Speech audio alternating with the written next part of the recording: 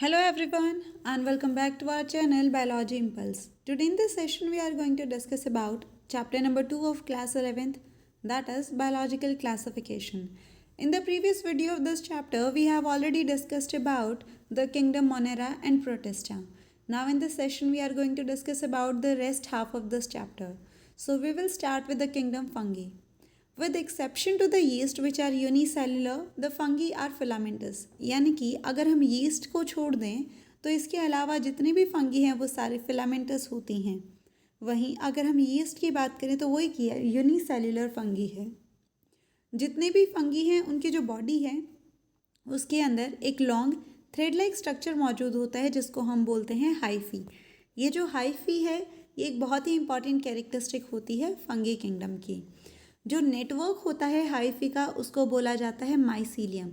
यानी कि हाइफी क्या है, एक लॉन्ग थ्रेड लाइक स्ट्रक्चर है. इनका जो पूरा एक नेटवर्क है उसको बोला जाता है माइसीलियम.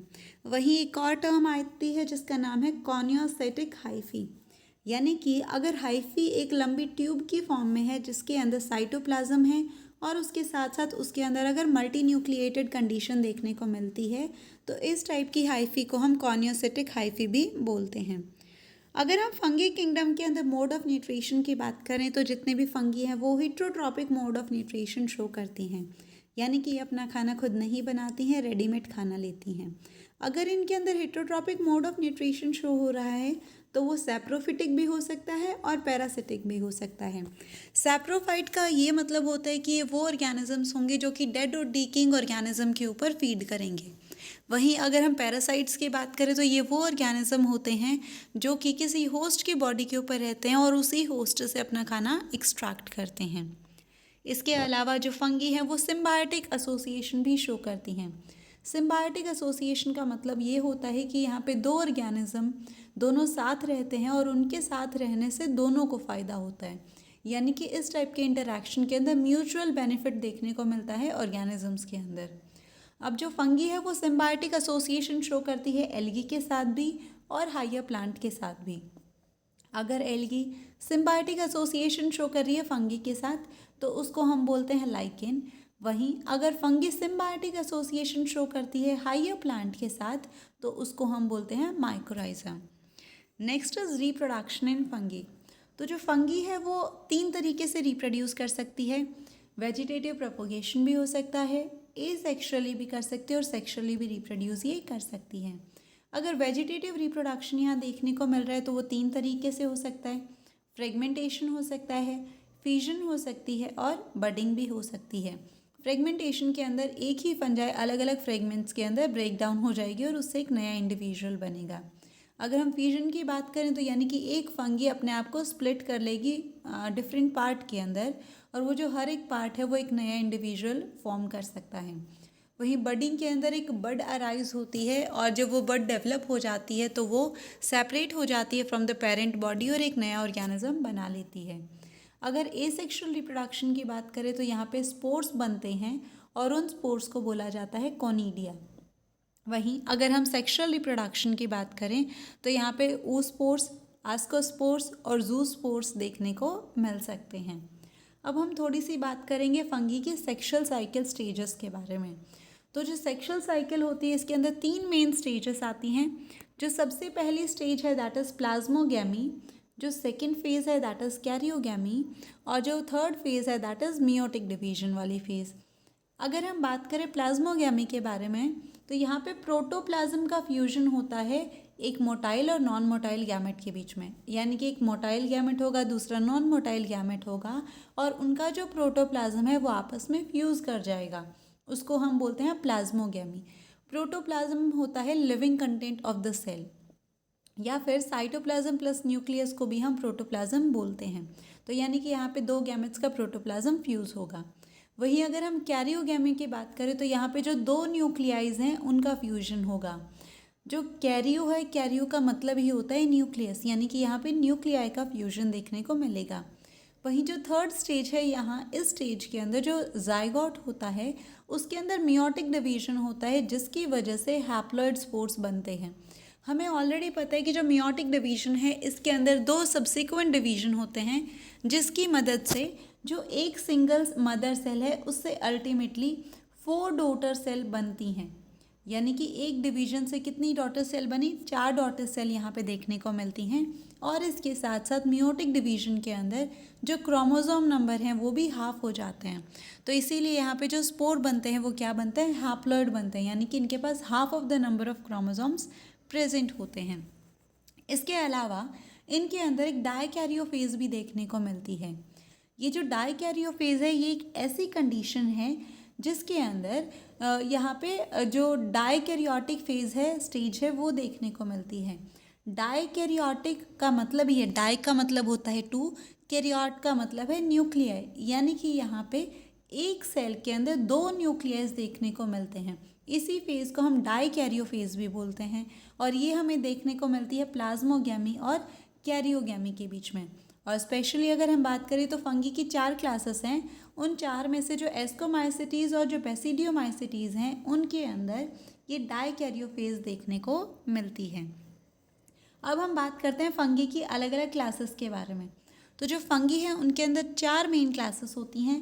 पहली है phycomycetes, second is ascomycetes, third is basidiomycetes and the last one is ड्यूटेरोमाइसिटीज़।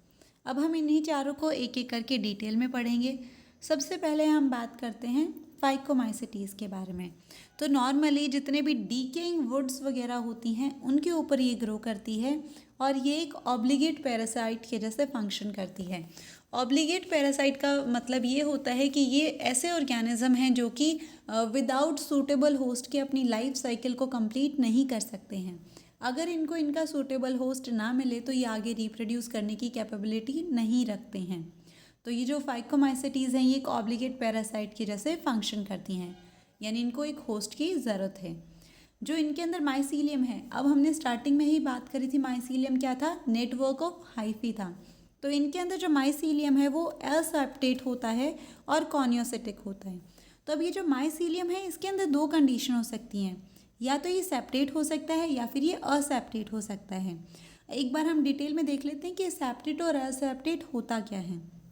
तो नॉर्मली जो हाइफी होता है उसके अंदर बहुत सारी इंडिविजुअल सेल्स मौजूद होती हैं और ये जो इंडिविजुअल सेल्स हैं ये सेपरेटेड होती हैं एक दूसरे से बाय सेल वॉल, यानी कि जो सेल वॉल है ये इन इंडिविजुअल सेल्स को सेपरेट रखती है।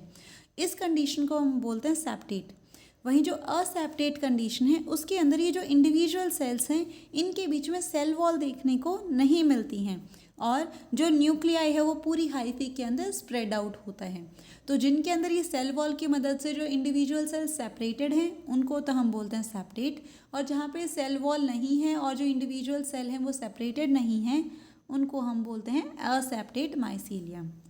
वहीं अगर हम बात करें स्पोर्स के बारे में तो ये एंडोजीनियसली यानी कि इंटरनली प्रोड्यूस होते हैं एक स्ट्रक्चर के अंदर जिसका नाम है स्पोरेंजिया, यानी कि स्पोरेंजिया के अंदर स्पोर्स बनेंगे। वहीं अगर हम इसके एसेक्सुअल रिप्रोडक्शन की बात करें तो यहाँ पे जूस्पोर और जो अप्लानोस्पोर हैं वो बनते हैं। अगर जाइगोस्पोर की हम बात करें तो ये गैमेट्स के फ्यूजन की मदद से बनता है, यानी कि जब 2 गैमेट्स फ्यूज़ होंगे आपस में तो जाइगोस्पोर्स की फॉर्मेशन होती है। इनका एग्जाम्पल है राइजोपस और म्यूकर। वहीं अगर हम बात करें एस्कोमाइसिटीज़ के बारे में तो इनका एक और नाम है जिसका नाम है सेक फंगी, यानी कि एस्कोमाइसिटीज़ को सेक फंगी के नाम से भी जाना जाता है। ये सैप्रोफाइट्स भी होती हैं, डीकम्पोजर्स भी हो सकती हैं, पैरासिटिक भी हो सकती हैं और इसके साथ साथ ये कैप्रोफाइलस भी हो सकती हैं। कॉप्रोफाइलस का मतलब ये होता है कि ये ऐसी फंगी होंगी जो कि डंग के ऊपर ग्रो करेंगी। अगर इनके माइसीलियम की बात करें तो वो ब्रांच होता है और सेप्टेट होता है। सेप्टेट का मतलब कि इनके जो इंडिविजुअल सेल्स हैं उनके बीच में सेल वॉल प्रेजेंट होगी। अगर इनके एसेक्सुअली रिप्रोडक्शन की बात करें तो इनके अंदर जो एसेक्सुअल स्पोर्स बनते हैं उनको बोला जाता है कॉनिडिया। कॉनिडिया बनते किसके अंदर हैं, कॉनिडियोफोर्स के अंदर ये बनते हैं। अगर हम इसके सेक्शुअल स्पोर्स की बात करें तो एस्कोमाइसिटीज़ के जो सेक्शुअल स्पोर्स हैं उनको बोला जाता है एस्कोस्पोर्स। ये जो एस्कोस्पोर्स हैं ये बनते हैं एक स्ट्रक्चर के ऊपर जिसका नाम है एस्की, और ये जो एस्की है ये प्रेजेंट होती है एस्कोकार्प के ऊपर। अगर हम एस्कोकार्प की बात करें तो ये क्या है, फ्रूटिंग बॉडीज़ हैं। हमने बिल्कुल स्टार्टिंग में पढ़ा था कि जो फ्रूटिंग बॉडीज़ होती हैं उनके ऊपर स्पोर बनते हैं। तो इसको अगर हम बोलें कि तो इनकी जो फ्रूटिंग बॉडीज़ थी उनका नाम क्या था? एस्कोकार्प। एस्कोकार्प के ऊपर एक स्ट्रक्चर प्रेजेंट होता है जिसको हम बोलते हैं एस्की, और एस्की के अंदर क्या बनते हैं? एस्कोस्पोर्स बनते हैं। और एस्कोस्पोर्स किस टाइप के स्पोर हैं? सेक्शुअल स्पोर्स हैं। और अगर इनकी हम एग्जाम्पल की बात करें तो एग्जाम्पल है एस्परजिलस, न्यूरोस्पोरा और ट्रफल्स। वहीं अब हम बात करेंगे थर्ड क्लास के बारे में, दैट इज़ बेसिडियोमाइसिटीज़। तो ये जो बेसिडियोमाइसिटीज़ हैं इनके अंदर कॉमनली इंक्लूड किया जाता है मशरूम्स को, ब्रैकेट फंगी को या फिर पफ बॉल्स को। बेसिडियोमाइसिटीज़ के अंदर जो माइसीलियम है वो सेपरेट होता है और ब्रांच होता है। नॉर्मली इनके अंदर एसेक्सुअल स्पोर्स देखने को नहीं मिलते हैं। वहीं अगर हम इनके सेक्सुअल रिप्रोडक्शन की बात करें तो जो सेक्सुअल रिप्रोडक्शन वो होता है वेजिटेटिव सेल्स या फिर जो सोमेटिक सेल्स होती हैं उनके फ्यूजन की मदद से। जैसे ही ये सोमेटिक सेल्स फ्यूज करती हैं तो उससे बनता है एक स्ट्रक्चर जिसको हम बोलते हैं बेसिडियम। ये जो बेसिडियम है ये किसके ऊपर बना? ये बना बेसिडियोकार्प के ऊपर, यानी कि बेसिडियोकार्प के ऊपर बनेगा बेसिडियम। बेसिडियम किस चीज़ की वजह से बना? दो वेजिटेटिव सेल्स के फ्यूजन की मदद से। जो बेसिडियम है वो नॉर्मली 4 बेसिडियोस्पोर्स प्रोड्यूस करता है एक मियोटिक डिवीजन के बाद में।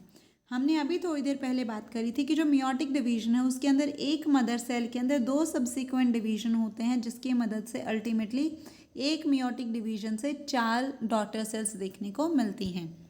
जो बेसिडियोमाइसिटीज़ हैं इनका एग्जाम्पल है अगैरिकस, पक्शीनिया और यूस्टेल्गो। अगर हम बात करें पक्शीनिया के बारे में तो ये व्हीट रस्ट की बीमारी भी कॉज करता है। अब एस्कोमाइसिटीज़ और बेसिडियोमाइसिटीज़ की जो स्पोर वाली सिचुएशंस हैं उनको याद रखने का सबसे इजी तरीका है कि जो एस्कोमाइसिटीज़ क्लास के स्पोर्स हैं उनको हम क्या बोलेंगे? एस्कोस्पोर्स बोलेंगे, यानी कि इनके आगे एस्को लग जाएगा। एस्को है यानी एसिडियोमाइसिटीज़ की यहाँ पे बात हो रही है। और ये बनेंगे कहाँ पे? एस्की के अंदर बनेंगे और इनकी फ्रूटिंग बॉडीज़ क्या होंगी? एस्कोकार्प होंगी। वही अगर हम बेसिडियोमाइसिटीज़ की बात करें तो स्पोर्स क्या बनेंगे? बेसिडियोस्पोर्स बनेंगे। कहाँ बनेंगे? बेसिडियम के अंदर बनेंगे। बेसिडियम किस पे प्रेजेंट होगा? बेसिडियोकार्प के ऊपर प्रेजेंट होगा। यानी एस्कोमाइसिटीज़ के अंदर सारे टर्म्स के आगे एस्को लगेगा, वहीं बेसिडियोमाइसिटीज़ के अंदर बेसिडियो टर्म जो है वो देखने को मिलेगी। अब जो लास्ट क्लास है दैट इज़ ड्यूटेरोमाइसिटीज़। इनको इम्परफेक्ट फंगी के नाम से भी जाना जाता है। क्यों? क्योंकि इनकी जो एसेक्सुअल स्टेज है सिर्फ वही नोन है, इनकी सेक्सुअल स्टेज के बारे में अभी तक चीज़ें जो हैं वो क्लियर नहीं हैं। जैसे ही उनकी सेक्सुअल स्टेज के बारे में पता चलता है, इस क्लास की फंगी की जो सेक्सुअल फॉर्म है जब उसके बारे में पता चलता है तो ये जितने भी मेंबर्स हैं वो मूव हो जाते हैं या तो एस्कोमाइसिटीज़ के अंदर या फिर बेसिडियोमाइसिटीज़ के अंदर। इसीलिए इनको इम्परफेक्ट फंगी बोला जाता है क्योंकि इनकी एसेक्सुअल स्टेज के बारे में जो इनकी एसेक्सुअल स्टेज है वही नोन है। इनकी जैसे ही सेक्सुअल स्टेज का पता चलता है या तो ये एसिडियोमाइसिटीज़ के अंदर चले जाते हैं या फिर ये बेसिडियोमाइसिटीज़ के अंदर चले जाते हैं। इनका जो माइसीलियम है वो सेपरेट होता है और ब्रांच होता है, और ये जो हैं वो सैप्रोफिटिक, पैरासिटिक या फिर डीकम्पोजर्स भी हो सकते हैं। इनका एग्जाम्पल है अल्टरनेरिया और ट्राइकोडर्मा। अब हम बात करते हैं वायरसेस के बारे में। इसके अलावा 2 और किंगडम रह गए हैं, that is kingdom Plantae and kingdom Animalia. इनके बारे में हम बात करेंगे चैप्टर 3 और 4 के अंदर रिस्पेक्टिवली। अब जो वायरसेस हैं इनको कोई जगह नहीं मिली है क्लासिफिकेशन के अंदर। क्यों? क्योंकि ये ट्रूली लिविंग नहीं है। These are the non-cellular organisms which take over the machinery of host cell on entering it। यानी कि एक ऐसे नॉन सेल्यूलर ऑर्गेनिजम्स हैं जो कि जैसे ही अपने होस्ट के अंदर एंटर करते हैं उस होस्ट की मशीनरी के ऊपर कब्जा कर लेते हैं, उसके ऊपर टेक ओवर कर लेते हैं और उसको अपने हिसाब से चलाने लगते हैं। जो वायरसेस हैं ना तो उनको ट्रूली लिविंग बोला जाता है ना ही उनको ट्रूली नॉन लिविंग बोला जाता है। बेसिकली इनको कनेक्टिंग लिंक बोला जाता है between living and non living organisms. और इनको कनेक्टिंग लिंक भी इसीलिए बोला जाता है क्योंकि जब तक ये बाहर एक्सटर्नल इन्वायरमेंट में है यानी कि अपने होस्ट के अंदर एंटर नहीं किया है तब तक ये as a non living behave करती हैं। इनके अंदर कोई भी लिविंग ऑर्गेनिजम्स वाली कैरेक्टरिस्टिक शो नहीं होती है। लेकिन जैसे ही अपने सूटेबल होस्ट के अंदर एंटर करती हैं ये लिविंग ऑर्गेनिजम्स के जैसे बिहेव करने लगती हैं और रिप्रोड्यूस करने लगती हैं। जो वायरस टर्म है इसका मतलब ही होता है वेनम ऑफ पॉइजनस फ्लूइड। ये जो टर्म है वायरस, ये सबसे पहले एक साइंटिस्ट ने दी थी जिनका नाम था पैस्चर। नॉर्मली वायरस के अंदर 4 मेन साइंटिस्ट के बारे में हम पढ़ने वाले हैं। पहला है पैस्चर, जिन्होंने वायरस टर्म दी थी। फिर जो दूसरे हैं उनका नाम है डीजे इवानोस्काई। इन्होंने ये फाइंड आउट किया था कि एक सर्टेन माइक्रो ऑर्गेनिज्म है जो कि टबैको डिजीज़ कॉज करता है टबैको प्लांट के अंदर। वहीं जो थर्ड साइंटिस्ट हैं उनका नाम है M.W. बेजरनिक। इन्होंने जो वायरस है उनके अंदर जो फ्लूइड होता है उसको बोला था कॉन्टिगम विवियम फ्लूइडम। इस कॉन्टिगम विवियम फ्लूइडम का मतलब ये होता है कि ये इन्फेक्शियस लिविंग फ्लूइड है। वहीं जो लास्ट साइंटिस्ट हैं उनका नाम है W.M. स्टैनली। इन्होंने ये शो किया था कि जो वायरस हैं ये क्रिस्टलाइज्ड हो सकती हैं, यानी कि कुछ क्रिस्टल प्रोटीन्स हैं जो कि नॉर्मली जब अपने स्पेसिफिक होस्ट से बाहर प्रेजेंट होती हैं तो ये इनर्ट कंडीशन में देखने को मिलती हैं। इसका सीधा सीधा मतलब ये है कि जब तक ये आउटसाइड एनवायरनमेंट में है, यानी कि जब तक इन्होंने अपने होस्ट के अंदर एंटर नहीं किया है, ये इनर्ट रहेंगी, यानी कि इनएक्टिव फॉर्म में रहेंगी, नॉन लिविंग ऑर्गेनिजम्स के जैसे बिहेव करेंगी। और जैसे ही अपने सूटेबल होस्ट के अंदर एंटर करेंगी, ये क्या करना शुरू कर देंगे, रिप्रोड्यूस करना शुरू कर देंगे और नॉर्मल लिविंग ऑर्गेनिजम्स के जैसे बिहेव करना शुरू कर देंगे। अब अगर हम इसके साथ साथ एक और रह गई term, that is obligate parasite. इसके बारे में हमने ऑलरेडी बात कर ली थी। ऑब्लिगेट पैरासाइट वो होते हैं जिनको अपनी लाइफ साइकिल कंप्लीट करने के लिए एक स्पेसिफिक होस्ट की ज़रूरत पड़ती है। अगर होस्ट ना मिले तो वो रिप्रोड्यूस नहीं कर सकते हैं। तो ये जो वायरसेस हैं ये एक ऑब्लिगेट पैरासाइट के जैसे बिहेव करती हैं। अगर हम वायरसेस के स्ट्रक्चर के बारे में बात करें तो नॉर्मली इनका जो जेनेटिक मटेरियल है वो या तो DNA हो सकता है या फिर RNA हो सकता है। कभी भी दोनों जेनेटिक मटेरियल एक ही वायरस के अंदर देखने को नहीं मिलेंगे। या तो उसके अंदर DNA होगा या फिर उसके अंदर RNA होगा। बोथ DNA एंड RNA नहीं होगा। जो वायरस है वो एक न्यूक्लियो प्रोटीन है जिनके अंदर एक प्रोटीन कोड प्रेजेंट होता है और इस प्रोटीन कोड को बोला जाता है कैप्सिड। ये जो कैप्सिड है ये बनता है छोटे छोटे यूनिट से और उन यूनिट्स को बोला जाता है कैप्सोमर्स। यानी कि कैप्सोमर से बनेगा कैप्सिड और कैप्सिड क्या है, एक प्रोटीन कोट है। वहीं अगर हम बात करें प्लांट वायरसेस के बारे में तो यहाँ पे नॉर्मली इनके अंदर जो जेनेटिक मटेरियल है वो एक सिंगल स्टैंडर्ड RNA होता है। वहीं अगर हम बैक्टीरियोफेज की बात करें तो इनके अंदर double standard DNA as a genetic material देखने को मिलता है। वहीं अगर एनिमल वायरसेस के बारे में बात करें तो यहाँ पे सिंगल स्टैंडर्ड या फिर डबल स्टैंडर्ड RNA भी देखने को मिल सकता है या फिर इसके अलावा डबल स्टैंडर्ड DNA भी देखने को मिल सकता है। अब कुछ वायरस जो बीमारी कॉज करती हैं, कौन कौन से बीमारियां हैं जो कि वायरस की वजह से होते हैं, उनके एग्जाम्पल देख लेते हैं। मम्प्स, स्मॉल पॉक्स, एड्स वगैरह जो हैं ये कुछ ऐसी बीमारियों के एग्जाम्पल हैं जो कि वायरस की वजह से होती हैं। अब क्या क्या वायरस से जो होने वाली बीमारियां हैं ये सिम्टम्स शो करती हैं यूजुअली प्लांट के अंदर। उनके एग्जाम्पल है मोज़ाइक फॉर्मेशन हो सकती है लीफ के अंदर, या फिर लीफ की रोलिंग या फिर कर्लिंग भी हो सकती है, यानी कि लीफ रोल होके कर्ल हो सकती हैं, या फिर येलोइंग और वेन क्लियरिंग भी देखने को मिलता है। ड्वार्फिज्म हो सकता है और इसके साथ साथ स्टंट ग्रोथ भी देखने को मिल सकती है। अब हम बात करते हैं वायरॉइड्स के बारे में। ये जो वायरॉइड्स हैं इनको डिस्कवर किया था T.O. डाइनर ने। उन्होंने पता किया, उन्हें पता चला ये चीज़ कि जो वायरॉइड्स हैं वो एक इन्फेक्शियस एजेंट हैं जिनके अंदर फ्री RNA प्रेजेंट होता है। और सबसे इम्पॉर्टेंट चीज़ जो कि इनको डिफ्रेंशिएट करती है वायरसेस से वो है कि इनके अंदर प्रोटीन कोट यानी कि कैप्सिड नहीं होता है। वहीं जो वायरस थी उनके अंदर कैप्सिड प्रेजेंट था। तो यहाँ पे ये प्रोटीन कोट नहीं होता है, इसीलिए उनको ये नाम दिया गया वायरॉइड्स। वहीं इनके अगर हम RNA की बात करें तो इनका जो RNA है वो लो मॉलिक्यूलर वेट का होता है। और इसके साथ साथ जो वायरॉइड्स हैं वो पोटैटो स्पिंडल ट्यूबर नाम के डिजीज़ भी कॉज करते हैं।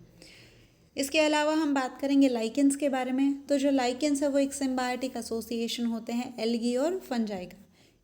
इनके बारे में हम पहले भी बात कर चुके हैं। जो एल्गल पार्ट होता है उसको हम बोलते हैं फाइकोबियंट। वहीं जो फंगल पार्ट होता है इस एसोसिएशन के अंदर उसको हम बोलते हैं माइकोबियंट। जो एल्गी है वो फूड प्रोवाइड करवाती है फंगी को, वहीं इसके बदले में जो फंगी है वो शेल्टर प्रोवाइड करती है, यानी कि रहने की जगह देती है एल्गी को, और इसके साथ साथ वाटर भी एब्जॉर्ब करके देती है, सो दैट कि जो एल्गी है वो फोटोसिंथेसिस का प्रोसीजर कर सके, और इसके बदले में एल्गी फंगी को अपना जो फूड है वो शेयर करती हैं।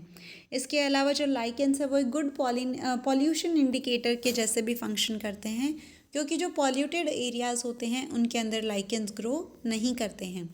तो इसी के साथ ये चैप्टर यहीं पे ख़त्म होता है। If you have liked our video, then please do not forget to like, share and subscribe our channel. Also, you can tell us your views in our comment section as well. Thank you so much.